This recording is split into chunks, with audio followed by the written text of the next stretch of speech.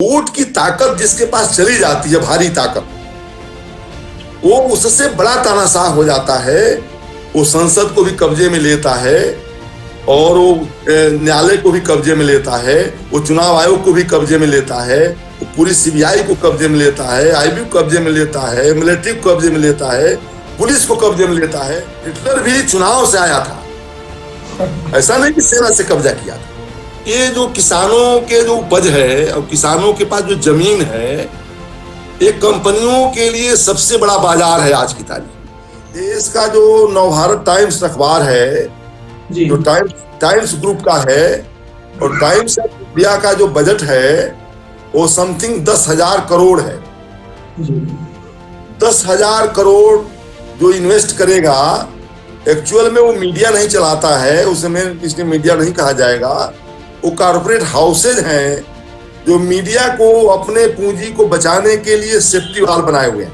नमस्ते, मेरा नाम आयुष तिवारी है और ये वॉक्सी टॉक्सी हिंदी का मंच है। और अभी हमारे साथ जुड़ चुके हैं पूर्वांचल के शानदार किसान नेता, और जिनका नाम किसी तारीफ का अपने आप में कायल नहीं है। सर के लेख अक्सर कई सारे पत्र पत्रिकाओं हिंदी के बड़े अखबारों में छपते रहते हैं संपादकीय के तौर पे। तो सर जितना शारीरिक तौर पे किसानों के बीच अपना बल दे रहे हैं, उससे कई गुना ज्यादा सर अपनी लेखनी के रूप में लोगों को वैचारिक तौर पे मजबूत बना रहे हैं कि वास्तव में किसान का हल के साथ साथ में उसका कलम भी कितना मजबूत होना चाहिए, ये कोई सर से सीख सकता है। तो सर, सबसे पहले तो आपका बहुत स्वागत और अभिनंदन कि आप हमारे साथ जुड़े। धन्यवाद धन्यवाद। और सर, थोड़ा सा आज बातचीत आपसे हम इस मुद्दे पे करना चाह रहे थे कि किसान आंदोलन को आज जब 26 मई है, तब 6 महीने करीबन पूरे हो चुके हैं। लेकिन बड़ा इस देश का दुर्भाग्य है कि हमारे देश का अन्नदाता, जिसकी शायद जो मांगे 6 दिन के भीतर पूरी हो सकती थी, उसको आज वो मांगे मनवाने के लिए 6 महीना बीत चुका है, वो भी सड़कों के ऊपर। भीषण ठंड उस अन्नदाता ने उन सड़कों पे झेली है। कई सारी दुर्व्यवहार उसके बहुत साथ में हुए हैं। किसानों ने अपनी जान दी है, आत्महत्या की है। तो अब तक सैकड़ों की तादाद में किसान शहीद हो चुके हैं। तो सर, आज उसी आंदोलन के ऊपर हम आपसे बातचीत करना चाह रहे हैं। ठीक ठीक ठीक। पहला सवाल आपसे यही लेना चाहेंगे हम कि अब तक का जो ये किसान आंदोलन चल रहा है, 6 महीना जिसको पूरा हो चुका है, अब इसके आगे भविष्य की दशा और दिशा आप क्या देख रहे हैं? एक तो है कि किसान जब आंदोलन पे उतरे थे तो 26 नवंबर को 27 नवंबर को 26 नवंबर को मजदूरों ने पूरे देश में हड़ताल रखी थी। 27 को किसानों ने तय किया था पहले से ही कि हम दिल्ली में संसद भवन के सामने पार्लियामेंट स्ट्रीट पर धरना करेंगे जी। और चूंकि पहले से तय था, और ये बात 27 अक्टूबर को गुरुद्वारा रकाबगंज में 500 प्रतिनिधियों के साथ बैठ के बातचीत अखिल भारतीय किसान संघर्ष समन्वय समिति ने तय किया था। सरकार ने जब कानून पास कर दिया तो किसान दिल्ली पर उसी कार्यक्रम के तहत पार्लियामेंट स्ट्रीट पर आना चाहते थे। जी। सरकार ने उनको दिल्ली के अंदर घुसने से रोक दिया। तो किसान इस आशय के साथ और इस निर्णय के साथ, आशय न कहे, इस निर्णय के साथ धरने पर बैठे हैं या आंदोलन पर बैठे हैं, सीधे सीधे कहा जाए कि जब तक कानून वापस नहीं होगा जी, तब तक ये आंदोलन चलेगा। वो ये तय हो चुका है कि ये जो तानाशाही सरकार है, जिसे फांसीवादी सरकार कहा जाएगा, ये कानून वापस नहीं लेगी, क्योंकि ये कानून बनाया इसीलिए गया है कि इसे वापस न लिया जाए।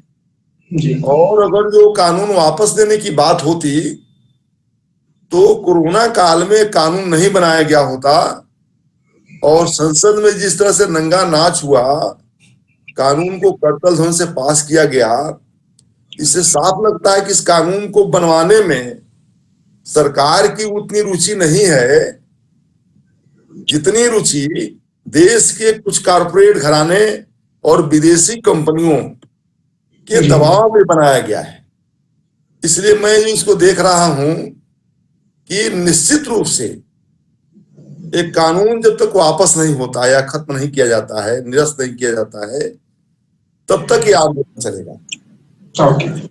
सर, एक चीज ये मैं आपसे जानना चाह रहा हूँ कि जो अभी कुछ दिनों पहले इस आंदोलन को मीडिया कवरेज मिल रहा था, लोग जन जन में एक भावना थी कि जैसे 2011 के समय में जब अन्ना का आंदोलन इस देश में शुरू हुआ तो देश के आम जनमानस तक मानो ने वो लाठी थाम ली जो अन्ना ने उस भ्रष्टाचार की मुहिम के तहत जो है लोगों को जुटाने की कोशिश की थी। तो एक दौर में तो लगा कि हाँ, ये किसान आंदोलन आगे चल के एक बहुत बड़ा नेतृत्व के तौर पे उभर रहा है और उभरेगा भी।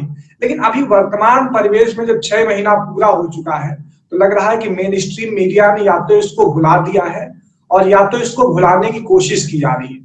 तो क्या लगता है आपको कि आंदोलन अभी भी उसी क्रम में है या फिर वास्तविक तौर पे इसको तोड़ने भुलाने की कोशिश की जा रही है? एक तो देखा यह जाना चाहिए कि जो अन्ना का आंदोलन था वो सच में आंदोलन नहीं था जी। कारपोरेट और आरएसएस के मिल करके उस आंदोलन को चलाया गया था। क्योंकि एक आंदोलन का नाम दिया गया था और जिसको मेन स्ट्रीम मीडिया कहा जा रहा है, एक्चुअल में मेन स्ट्रीम मीडिया नहीं है, वो कारपोरेट मीडिया है जिसके द्वारा उस आंदोलन को प्रायोजित तरीके से आगे ले जाया गया आंदोलन को। आज हम जब देखते हैं तो बात साफ है कि देश की जितनी भी मेन स्ट्रीम मीडिया इसको कहा जाएगा, वो चाहे बड़े अखबार हों या चैनल्स हैं, जितने भी बड़े चैनल्स हैं, एक आध चैनल को छोड़ दिया जाए तो स्पष्ट रूप से दिखता है।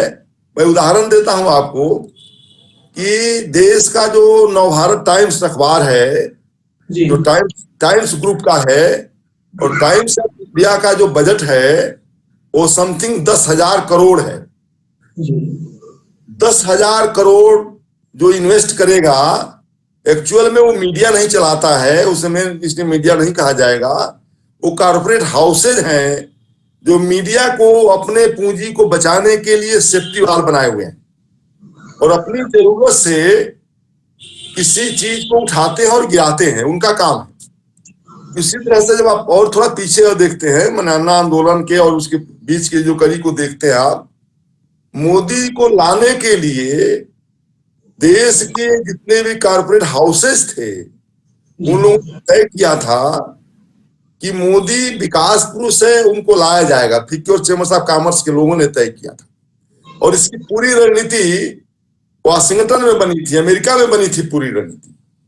और मोदी अमेरिका द्वारा प्रायोजित कैंडिडेट थे, जो कारपोरेट के कैंडिडेट थे, वो आरएसएस एंड बीजेपी के कैंडिडेट नहीं थे, तो उनको ले आया गया। और वो प्रचार जो हो रहा था वो कारपोरेट मीडिया को नए तरीके से वोट लेने का तरीका था, इसको नए तरीके से देखना चाहिए। और चूंकि अगर जो आप इसको समझना चाहते हैं तो भारत के जो लोकतांत्रिक ढांचे को आप 1952 से जो वोट पड़ रहा है इसको समझने की जरूरत पड़ेगी। और जब इसको आप समझते हैं तो 2014 का जो चुनाव है वो चुनाव कारपोरेट मीडिया को आगे करके और पूरे कारपोरेट घराने एक फेस जो है उन्होंने गढ़ा, मैंने फेस गढ़ा मोदी को, और मोदी को कंपनियों ने रेस का घोड़ा बनाया। तो मोदी चुनाव नहीं लड़ रहे थे, वो चुनाव कंपनियां लड़ रही थी। ये बात चूंकि जनता में नहीं जा सकी, भारत की जनता, हम उसको कहेंगे कि वोट के मामले में हो या सामाजिक रूप से जो समझदारी होनी चाहिए थी लोकतंत्र के दौर में, वो निश्चित रूप से मैं कहूंगा कि वो धोखा खाती है जनता और फेस गढ़ा जाता है। तो अन्ना आंदोलन में भी धोखा खाई जनता, फिर जो है ये उसमें आरएसएस घुस गया साजिश के तहत, और ये पूरा मोदी का फेस गढ़ा गया। तो वो भी पूरा एक तरीके से गढ़ा गया जिसमें वोट ले लिया गया, जनता ने वोट नहीं दिया। आगे चल के पता चलेगा आपको 5 साल 7 साल बाद कि इसके पीछे क्या रणनीति हो गई थी। तो वोट ले लिया, वोट लेने के तरीके थे जिसमें तरीका से वोट ले लिया गया, तो वो मेन स्ट्रीम मीडिया नहीं है, एक कारपोरेट मीडिया है। इसीलिए जब इस आंदोलन को किसान आंदोलन निश्चित रूप से किसानों के, देश के गरीबों के, देश के मजदूरों के और देश के वो लोग जो हैंड टू माउथ हैं, जो कमाने खाने वाले लोग हैं, उस आंदोलन उनके पक्ष में खड़ा है। और एक तरफ देश की वो कारपोरेट ताकतें हैं और देश की सरकार है जो मोदी सरकार है पूरी, और पूरी उनकी मशीनरी, हम उसको कहेंगे पूरा मशीनरी का मतलब है, समझ लीजिए आप कि जो न्यायालय है वो सरकार का सेफ्टी वाल है, यानी कारपोरेट का सेफ्टी वाल है न्यायालय, ये है। वो भी उनके साथ खड़ा है, सीधी सीधी बात है, इसमें कोई कहने का संकोच नहीं है, न संकोच है न डर है। इस स्थिति में मेन स्ट्रीम मीडिया जिसको कहा जाता है वो एक्चुअल मेन स्ट्रीम मीडिया नहीं है, वो देश की कारपोरेट मीडिया है, उसके भरोसे आंदोलन नहीं चल रहा है।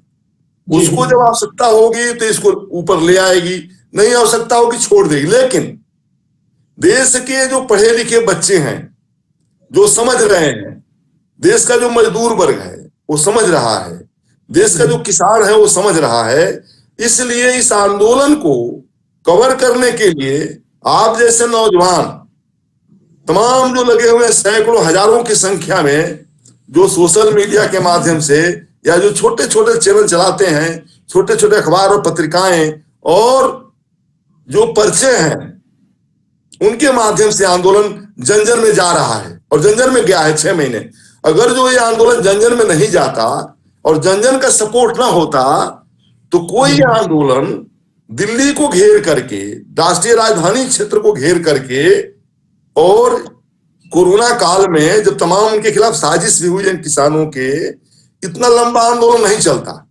इसलिए आप समझिए कि हमारे पास जो बात पल पल की आती है वो सोशल मीडिया और आप जैसे लोग जो उसको पहुंचाते हैं, तो एक नया तरह का वैकल्पिक मीडिया खड़ा किया गया है, हो गया है। सर ये मैं जानना चाह रहा हूँ आपसे कि हम जिस मुल्क में रह रहे हैं, लोकतांत्रिक गणराज्य है, ये लोकतांत्रिक व्यवस्थाओं और मान्यताओं के अनुसार चलता है। जो किसान 6 दिन के भीतर अपने घरों को रवानगी कर सकते थे, प्रधानमंत्री की ऐसी क्या मजबूरी है, प्रधानमंत्री का ऐसा क्या अहंकार है कि प्रधानमंत्री जो सरेआम भरे मंचों पे रो देते हैं, कहते हैं किसान हमारे भाई हैं, हम उनके बहुत करीब हैं, तो क्यों उनके बीच बातचीत करने नहीं जा रहे हैं? वो बार बार कहते तो जरूर है कि ये बिल जो है किसानों के हक में है, तो किसान ही आज सड़कों पर उतरे, तो प्रधानमंत्री की ऐसी क्या मजबूरी है कि प्रधानमंत्री किसानों के बीच नहीं जा पा रहे हैं, इस पर बात नहीं कर पा रहे हैं? इसको इस तरह से देखा जाए, अगर जो प्रधानमंत्री जनता के बीच में जा सकते थे, यदि किसानों के बीच में जाने की उनकी हैसियत होती, तो इस बिल को कोरोना काल में जब पूरी दुनिया महामारी से जूझ रही थी या जूझ रही है, उसमें यह संकट नहीं खड़ा करते कि बिल पास करते। कोरोना काल के बाद वो जनता में सहमति बनाते, क्योंकि ये बिल कोई छोटा नहीं है, ये कोई साधारण बिल नहीं है। ये बिल जो है ऐतिहासिक रूप से देखा जाए तो हम 2 घटनाओं को देखते हैं। पहली घटना ये है, उसको मार्क्स ने जिक्र भी किया है, मार्क्स ने लिखा है 1077 समथिंग है वो दौर है, 1877 में कपास की डिमांड जो है अमेरिका में हो गई थी, गृह युद्ध के नाते वहां डिमांड बढ़ गई थी। तो भारत में ब्रिटिश राज में जो कपास के किसान जो खेती कर रहे थे, तो खेती का अधिकार किसानों के पास था नहीं, वो सारी चीजें ब्रिटिशर्स तय करते थे क्या बोया जाएगा। तो भारत को सबसे जरूरी आबादी बड़ी होने के नाते अनाज की आवश्यकता थी, तो वो अपने मुनाफे के लिए वो कपास की खेती करवाती थी और कपास की सप्लाई कर दिया उन्होंने अमेरिका में, जिसमें 10 लाख लोग उड़ीसा के भूखों मर गए, उनको अनाज नहीं मिला। और चावल जो है गोदामों में बंद कर दिया, वो बाजार के हवाले था, कंपनियों के हवाले था। दूसरी घटना भारत में है 1943 में बंगाल में एक बहुत बड़ा अकाल पड़ा। उस अकाल में अनाज जो है बाजार के हवाले थे, कंपनियों के पास था, गोदामों में अनाज भरा था। और जिसको हम कह रहे हैं जो आंसू बहाते हैं, घड़ियाली आंसू, ये मोदी जी, इन्हीं की पार्टी के संस्थापक श्यामा प्रसाद मुखर्जी वो बंगाल की सरकार बनाए हुए थे मुस्लिम लीग से मिलकर के, ये सांप्रदायिक दंगे चलाते हैं लोग, मुस्लिम लीग से मिलकर के बंगाल में सरकार बनाए हुए थे।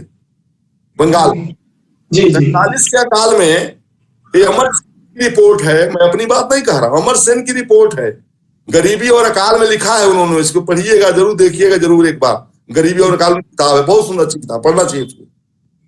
तो 50 लाख लोग भूख से मर गए, तो तब इन्हीं की व्यवस्था थी, इन्हीं के मुखिया, इन्हीं के संस्थापक, जो जनसंघ के संस्थापक रहे हैं श्यामा प्रसाद मुखर्जी जी। तो 30 लाख से लेकर 50 लाख तो लोग मर गए वहां पर। अनाज उन्होंने नहीं दिया, बाहर सप्लाई कर दिया, क्योंकि अनाज कंपनियों के हवाले था, बाजार के हवाले था। जो सोशल सिक्योरिटी होनी चाहिए थी वो नहीं थी। 1955 में जो अनाज जो है एसेंशियल कमोडिटी एक्ट के तहत लाया गया था कि इस अनाज जो है देश के सबको मिलना चाहिए, उसके तहत जो है ज्वार, बाजरा, गेहूं, चीनी, दाल, ये जितने भी गुड्स हैं जो एसेंशियल कमोडिटी के दायरे में लाया गया था। और जो चीज एसेंशियल कमोडिटी के दायरे में होता है वही सरकार के नियंत्रण में होता है, उसके अलावा कोई चीज सरकार के नियंत्रण में नहीं होता है। कारण क्या है कि भारत जैसे देश में जिसकी आबादी 137 करोड़ है, उस देश में अनाज जो है सबको खाने को, अभी भी इस देश में काफी संख्या है जो उपवास कर जाती है। ये रिपोर्ट है, मैंने सरकारों की रिपोर्ट है। आप देखिए आज भी हम बहुत पिछड़े हुए हैं सर देश में। हाँ जी, और 26% जिस देश में गरीबी रेखा के नीचे हम लोग रह रहे थे, और रिपोर्ट है कि 36% एक टाइम भोजन करते इस देश में, अनाज लोगों को नहीं पहुंच पाता, नहीं मिल पाता। उस देश में किस दबाव में इन्होंने अनाज को एसेंशियल कमोडिटी एक्ट से बाहर किया, एक कानून जो बनाया इन्होंने, और अकूत भंडारण की अनुमति दिया उनको। अकूत भंडारण कौन करेगा? वो कंपनियां करेंगी। तो ये कानून किसके दबाव में बनाया? इन्होंने अनाज को एसेंशियल कमोडिटी एक्ट से बाहर करके और उसको बाजार के हवाले किया। ये किसके दबाव में हो सकता है? ये दबाव कंपनियों का है। इसलिए मोदी जी की हैसियत नहीं है कि वो राज्य की हैसियत से, राज्य माने सत्ता की, शासन की हैसियत से किसानों से बात कर ले, उनकी हैसियत नहीं है। और आंसू जो बहाते हैं वो घड़ियाली आंसू है। शासक जो है, जो तानाशाह होता है, जो फांसीवादी होता है, वो छिपता है, छिपने की आड़ तराशता है। और छिपने की 3 जगह उसकी होती है। एक तो युद्ध कराता है, तो युद्ध के आड़ में छिपता है, और एक महामारी की आड़ में छिपता है। ऐसा मोदी छिपे हुए हैं, महामारी की आड़ में छोड़ दिया, जनता को राम भरोसे छोड़ दिया। न्यायालय ने कहा कि उत्तर प्रदेश की व्यवस्था, जो चिकित्सा व्यवस्था, राम के भरोसे है। सुप्रीम कोर्ट ऑक्सीजन की व्यवस्था कर रहा था, मैनेज कर रहा था, और न्यायालय ने, उत्तर प्रदेश के हाईकोर्ट ने कहा कि ऑक्सीजन के बिना मौत जो है ये हत्या है, माने नरसंहार है। तो उन्होंने राम भरोसे छोड़ दिया।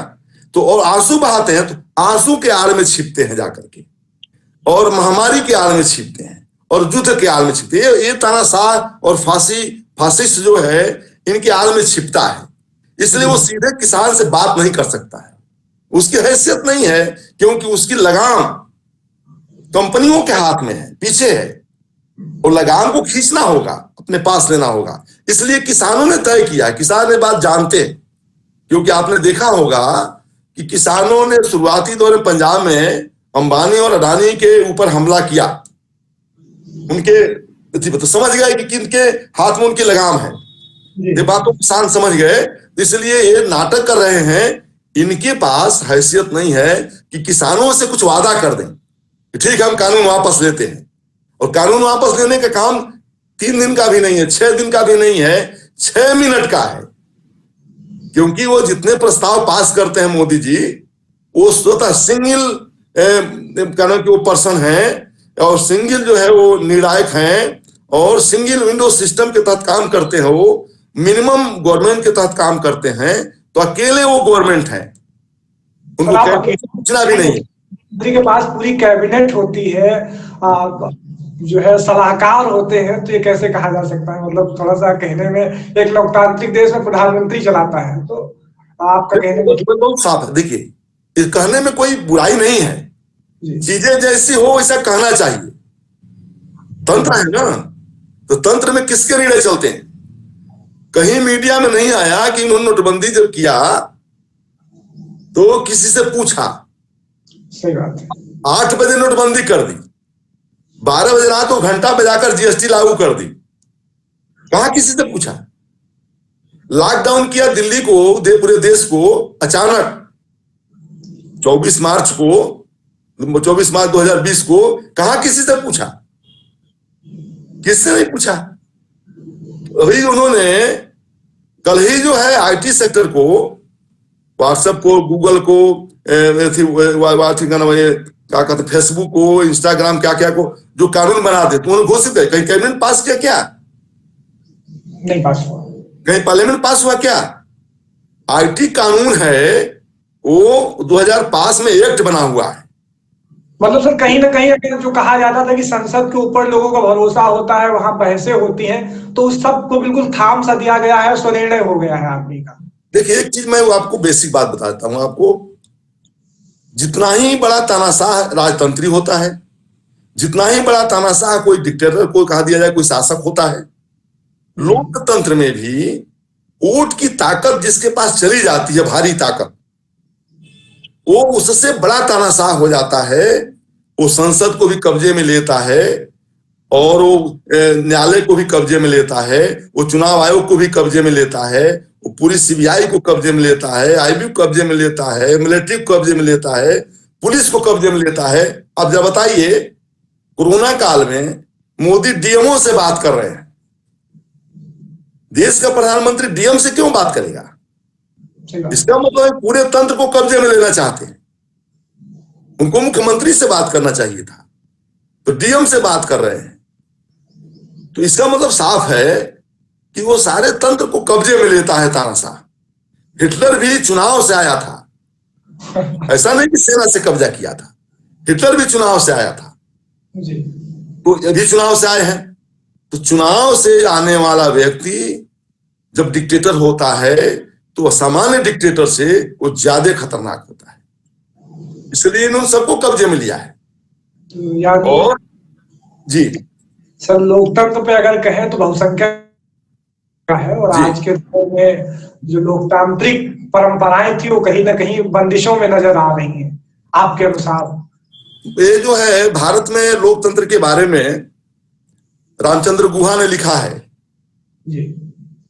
नेहरू ने जब सबको 18 साल की उम्र वाले को, वो पढ़ा हो ना पढ़ा हो, इस पर बड़ी बहस, उन्होंने कहा कि सारे लोग वोटर हैं, वोट डालेंगे, चुनाव होगा जी। उन्होंने डेमोक्रेसी को इस तरीके से देखा। भारत को उन्होंने तय किया कि जो आज की तारीख में भारत में है वो भारत का नागरिक है, ये संवैधानिक अधिकार सबको मिल गया जी। तभी से लगातार जो है दुनिया के लोगों ने बात कही, विचारकों ने दुनिया के, कि भारत में लोकतंत्र चलेगा नहीं। हाँ सर, एक मौजूदा परिप्रेक्ष्य में इस पे तो खैर बात करेंगे। किताब है हुँ भारत माता कौन है, तो उसमें इस पर विस्तार से कहा गया। सर किसान आंदोलन पे हम बात कर रहे हैं, उसी तक सीमित रखेंगे। जी। तो मैं इसको कह दूं, तो इसलिए बार बार बात आती रही, आज भी वो सवाल खड़ा हुआ है जो आपने कहा बात को, लेकिन इस लोकतंत्र को बचाने का काम इस देश का किसान कर रहा है जी। इस देश का मजदूर कर रहा है, इस देश का नौजवान ये आंदोलन को मजबूत कर रहा है। तो जब आंदोलन को मजबूत कर रहा है तो इस देश के लोकतंत्र को मजबूत कर रहा है। ये आंदोलन एक्चुअल में किसानों का आंदोलन नहीं है, ये आंदोलन देश के लोकतांत्रिक ढांचे को एक तानाशाह से मुक्त कराने का आंदोलन है जी। ये आंदोलन, किसान आंदोलन, देश की संसद को तानाशाह से मुक्त कराने का आंदोलन है। यह आंदोलन देश की न्यायिक व्यवस्था को तानाशाह से मुक्त कराने का आंदोलन है। यह आंदोलन देश के उन सभी संस्थाओं को जो बंधक बना दिया गया, चाहे वो चुनाव आयोग हो, अपने चुनाव आयोग की भूमिका देखी तो चुनाव आयोग हो, सीबीआई हो, आईबी हो, सतर्कता विभाग हो, जितने भी इंस्टीट्यूशन हैं उन सबको मुक्त कराने का एक किसानों का आंदोलन है। ये लोकतंत्र को मुक्त कराने का आंदोलन है तानाशाह से। ये बहुत बड़ा आंदोलन है। और इसको ये कहा जाए कि केवल किसान भागीदार है तो नहीं, इसमें छात्र, नौजवान, महिलाएं, बच्चे, बूढ़े, हम तो आंदोलन को देख रहे हैं जाकर सिंघू बॉर्डर, टिकरी बॉर्डर, गाजीपुर बॉर्डर में। मैंने कई मीटिंगों को एड्रेस किया है मैंने, तो मैं देख रहा हूं कि महिलाओं की संख्या, बच्चों की संख्या, पढ़े लिखे बच्चों, छात्रों की संख्या, जो लगातार पूरे मीडिया का काम वो कर रहे हैं, वैकल्पिक मीडिया काम कर रहे हैं, ये सब की भागीदारी है। और ये आंदोलन एक बार फिर से देश में लोकतंत्र बचाने का आंदोलन जी। सर, हम साझी विरासत का कह रहे हैं ये आंदोलन है और ये सबका आंदोलन है। तो अभी बीच दौर में 26 जनवरी को जो हुआ, एक इस आंदोलन को देश विदेश में जो एक बहुत शांति प्रिय ढंग से चल रहा था, तो कहीं ना कहीं ये कह सकते हैं बदनाम करने की कोशिश की गई। तो इस आंदोलन पर ये जो दाग लगा, इसने आंदोलन को कितना ज्यादा प्रभावित किया। और उसके बाद में राकेश टिकैत जो एक बड़े नेतृत्व के तौर पर बनकर उभरे, उनके भावुकता भरे आंसुओं ने मानो किसान आंदोलन को एक बार फिर से समेट लिया। तो सर, ये जो प्रक्रिया हुई, इसके बारे में अगर आप थोड़ा सा बताएं।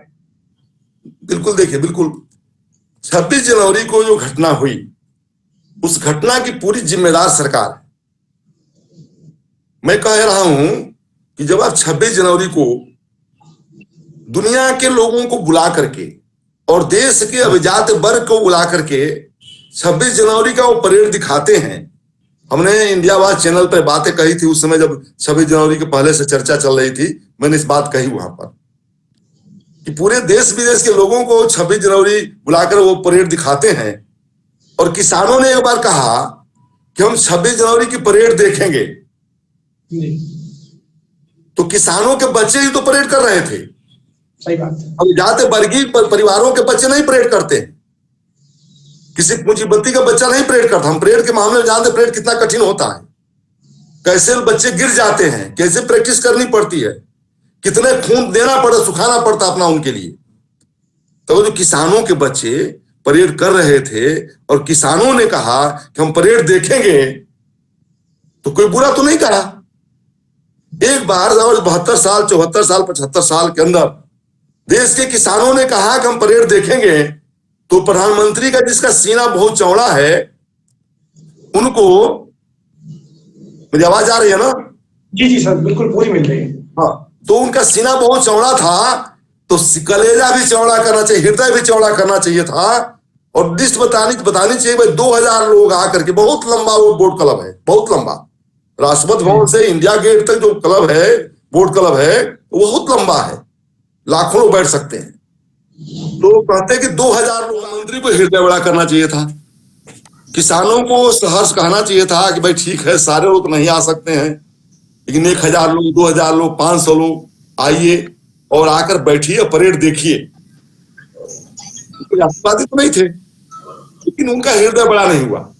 और 20 दिनों से लगातार जब ये मामले चल रहे थे, तो प्रधानमंत्री को हस्तक्षेप करना चाहिए था जी। उन्होंने किसके भरोसे लगाया? उन गुलामों के भरोसे लगाया जो ब्यूरोक्रेट है। तो ब्रिटिश हुकूमत में भी जो उनकी भूमिका रही, आजादी की दौर में भी उनकी भूमिका यही रही, जो लाठियां चलवाते हैं, गोलियां चलवाते हैं जी। किसी भी आंदोलन को डिस्टर्ब करके वो देश के शासक को बताते हैं कि साहब मैंने काम पूरा कर दिया, हमने गोली चला दी, लाठी चला दी।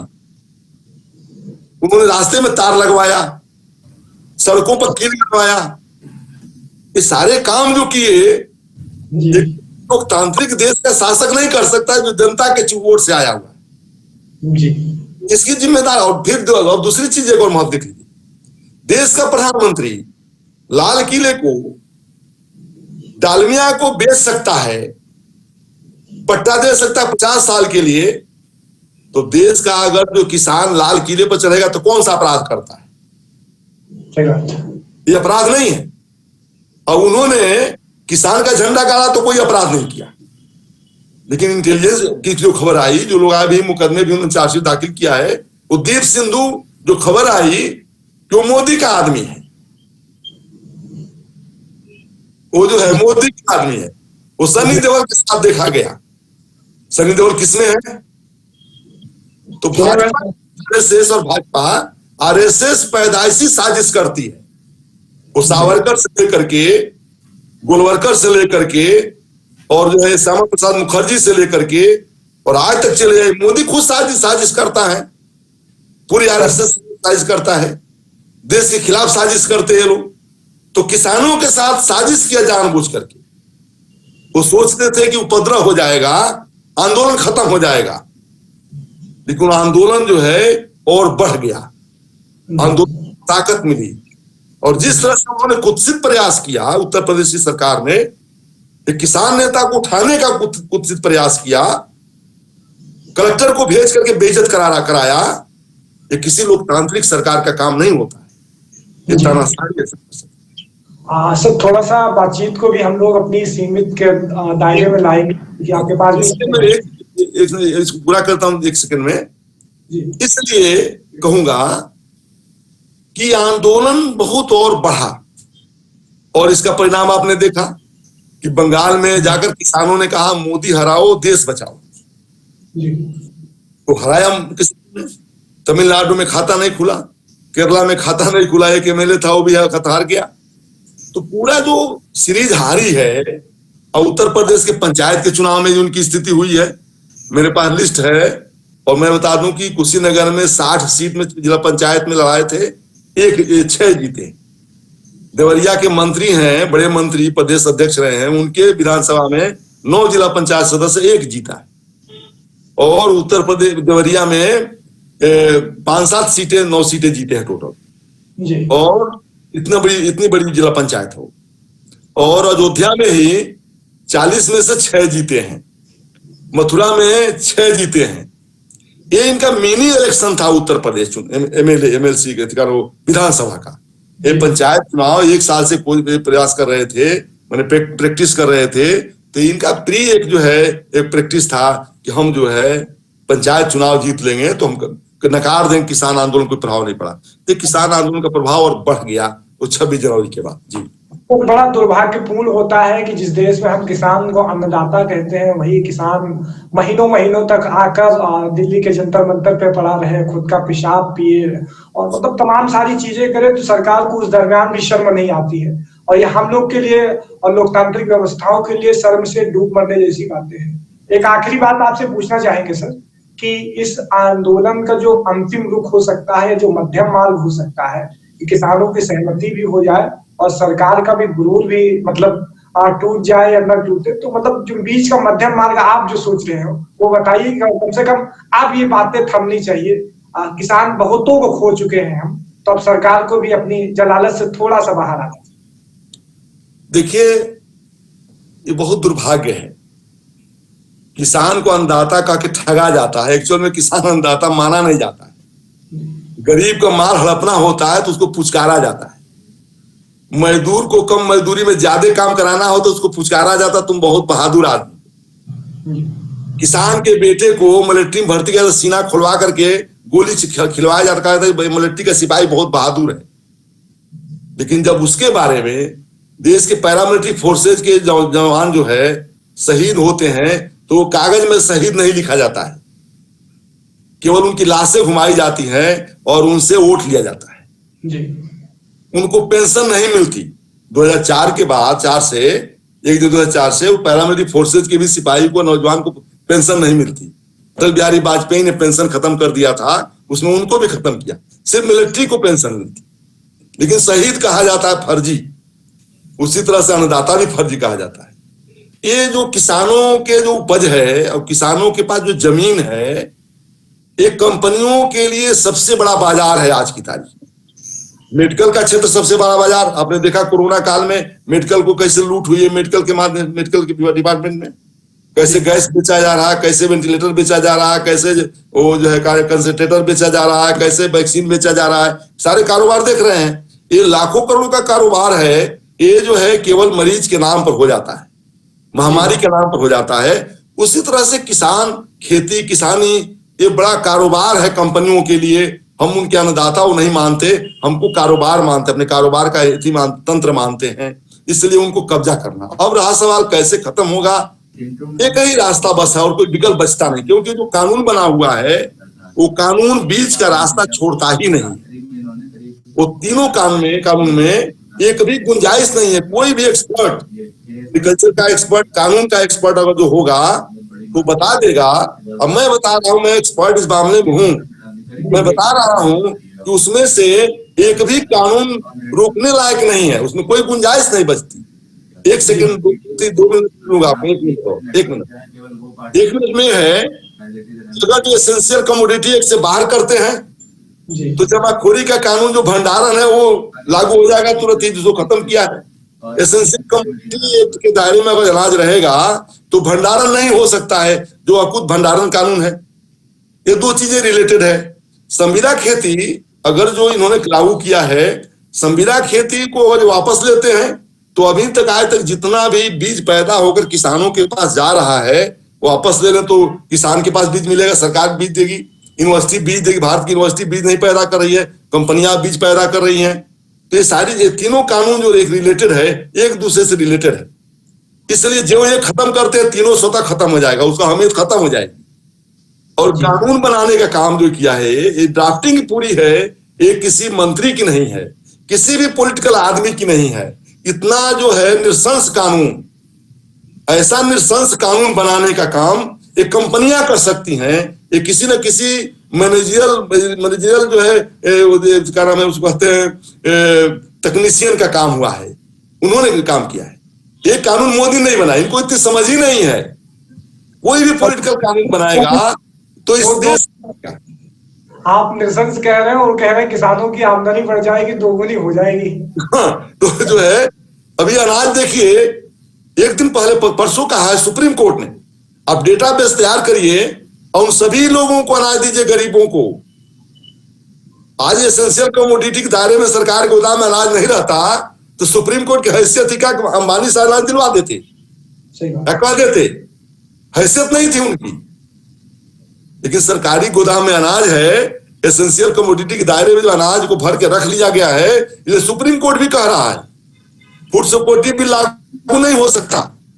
सुप्रीम कोर्ट की भी हैसियत नहीं है कि ये कानून आदेश कर दे कि अंबानी के गोदाम से अनाज दे दिया जाए इनको, अंबानी के गोदाम से गैस निकाल के दे दिया जाए इनको, उनकी हैसियत नहीं है। इसीलिए जो कानून तीनों बने हैं इसको वापस करना ही होगा, यही एक विकल्प है। और तब जाकर ये देश जो है मुक्त होगा उन पूंजीवादी ताकत से, यानी कहा जाए कंपनी राज से।